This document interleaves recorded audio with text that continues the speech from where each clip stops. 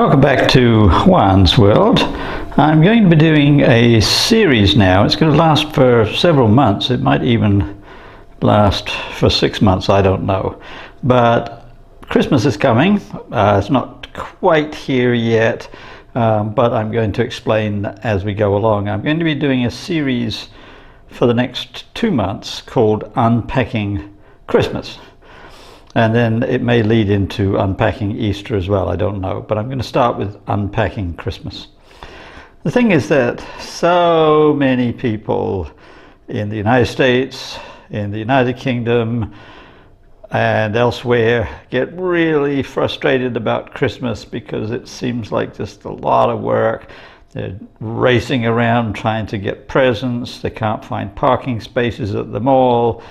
And it goes on, and there's Christmas music blaring everywhere, from Hark the Herald Angels Sing to White Christmas, and you've got these images of Santa Claus and reindeer and the baby Jesus and Papa Noel and who knows what else. And a lot of people just think that it's one day and it's too much work for one day, that they spend weeks and weeks and weeks getting ready for it. There's this big bang, and then it's over, and then they collapse.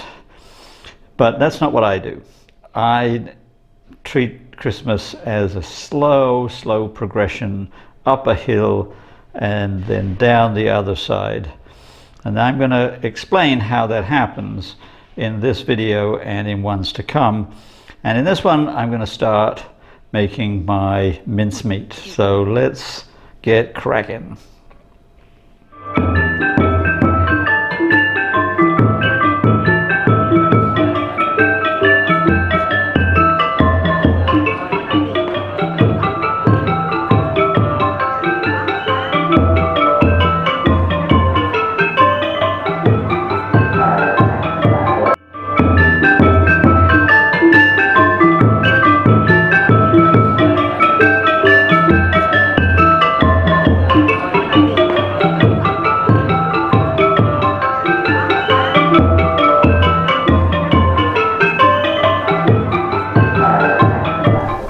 Welcome back to Juan's World after something of a hiatus.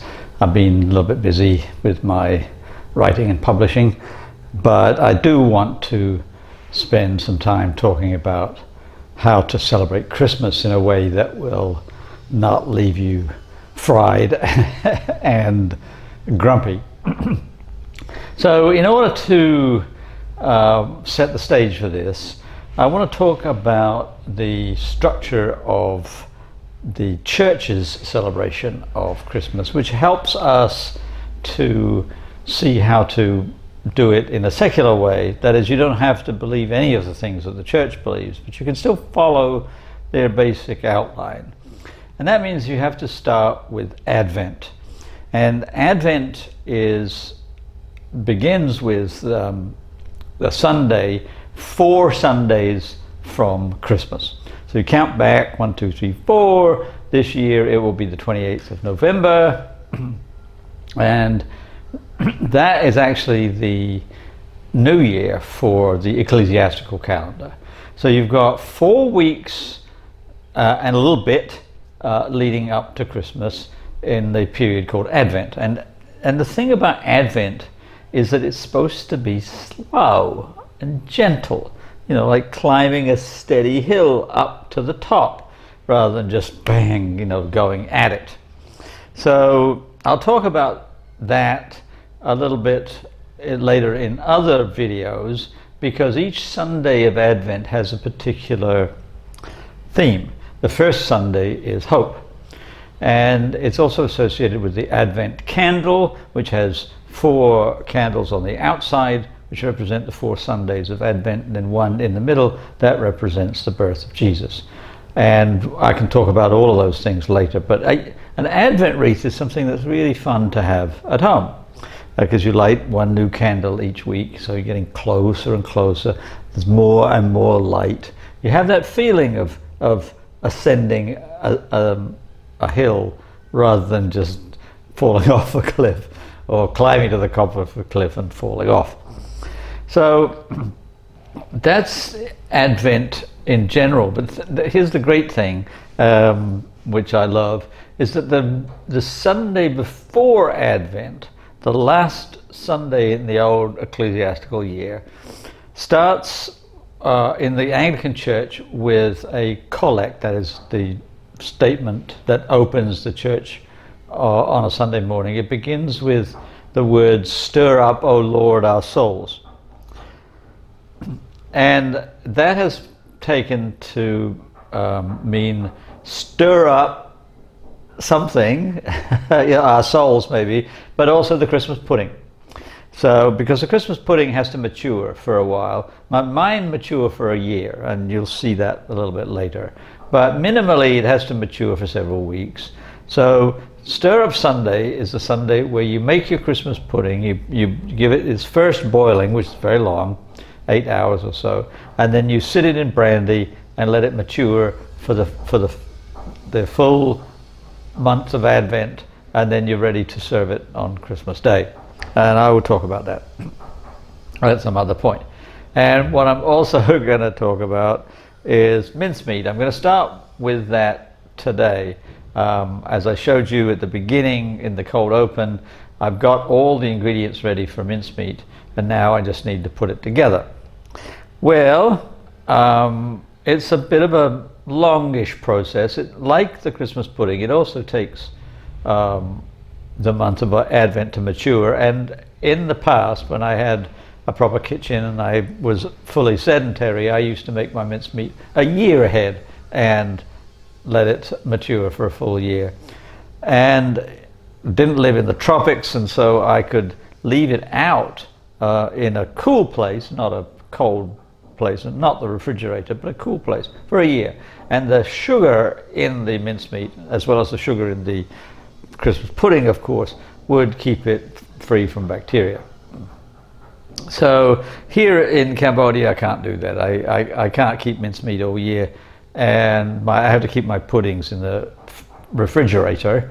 But that's okay. So I'm going to start with mincemeat, and then I'm going to take you through all of the different points in the Christmas season. There's things like St. Nicholas Day, it gives us Santa Claus, that's December 6th. There's Santa Lucia. There's all kinds of days. The Immaculate Conception. In Argentina, Christmas celebrations don't begin, people don't even put up their decorations or anything like that until the Feast of the Immaculate Conception. And on and on and on. You can start thinking about a nativity, but at this point, all you should really have is a shed or whatever covering you've got, and some animals and a manger, and that's it. No baby Jesus, he's not born yet. No Mary and Joseph, they're still on their way. Certainly no angels or shepherds or wise men. They're long, long, long away. No, just the bare outlines of the beginning. Just some, I don't know, sheep, goats, cows. my nativity always had a cat in it as well. But just a bare byre or a stall or whatever, and some animals, and move slowly towards Bethlehem, very, very slowly, and don't think that you've got to rush. Take each place in turn. Okay, now let's just have a little look at my process of mincemeat, which I will finish off on Friday, but for now I'll show you the beginning. All right, so here is the very beginning of my mincemeat. I've got 600 grams of different kinds of raisins in an enamel pot. There are some golden raisins, some jumbo raisins, and some small raisins. And I have had them sitting in brandy, see, right there we are, for 24 hours. So they've just soaked up all the brandy, and then my next step is going to be to add some sugar and some spices And the spices are what I think of as Christmas spices: cloves, allspice, cinnamon, nutmeg, mace, whatever I've got to hand that fits within that sweet spice profile, which here in Cambodia is surprisingly difficult. You'd think that in Southeast Asia, where we produce a lot of spices, in Cambodia is very, very famous for its pepper, among other things, and yet allspice and cloves are really, really hard to come by. But with effort I can get them, so I'm going to load up on some spices. Not going to give you quantities because I like to have them really, really spicy, but if you like, you can say a teaspoon of each of cinnamon, cloves, nutmeg, allspice, what have you, powdered, so that they will dissolve in the brandy. And sugar, again, for your purposes, it will depend how sweet you want it. And then also crystallized fruits, including, again, in the tropics, I'm going to have dried mango and some dried kiwi, but also you can use crystallized orange, lemon, peel, whatever you want, and nuts if you want as well. So we'll keep this process going, but for now I'm just going to add the sugar and spices, stir it up, and then day by day add more and more, and I'll show you the results as they happen. So here you can see that I've added the sugar, and I'm using brown cane sugar from Cambodia, of course.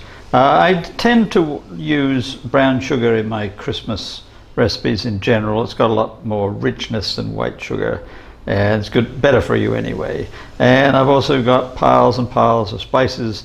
I'm going to stir this all around and then put it away, and then tomorrow or the next day I'm going to add the rest of the ingredients. Forgot to mention that I'm going to put a very finely chopped apple in here as well.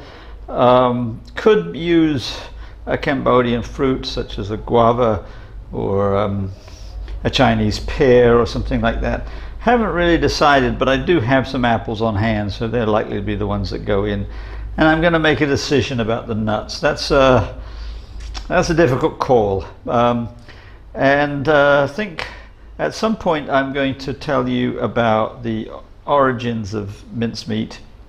But for now I'll leave you with this image and wish you happy baking and roll on Advent.